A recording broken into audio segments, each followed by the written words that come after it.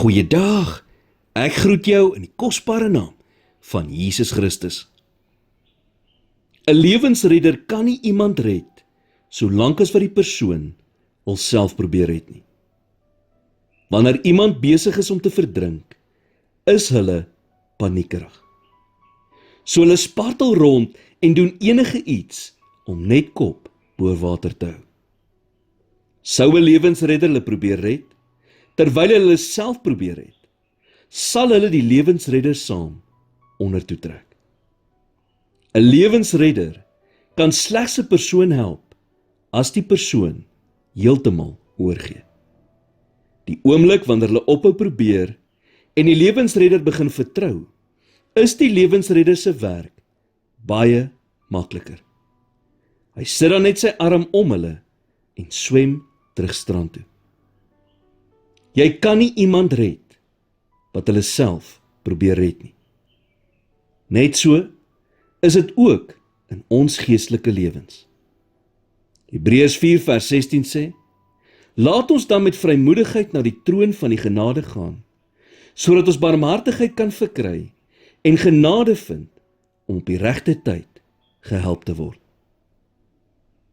Wil jy weet hoekom ons soms moeg en gefrustreerd is? Die rede is, omdat ons baie keer gevegte probeer veg, wat eintlik aan God behoort. Dikwels, wanneer probleme oor ons pad kom, dink ons alles hang van ons af om dit op te los. En so hardloop baie mense in sirkels om probleme in hulle lewens in hulle eie krag te probeer oplos, en daarom word hulle moeg. Wanneer jy uiteindelik net opgee en terugkom na God toe en vir hom sê jy het 'n fout gemaak, kan dit soms voel asof jy hom in die steek gelaat het. God is egter nie teleurgesteld in jou nie, want hy het nooit verwag dat jy in jou lewe sal doen wat net hy kan doen nie. So gee omstandighede en probleme vandag nog oor aan hom. Here, vandag het ek die einde van my krag bereik.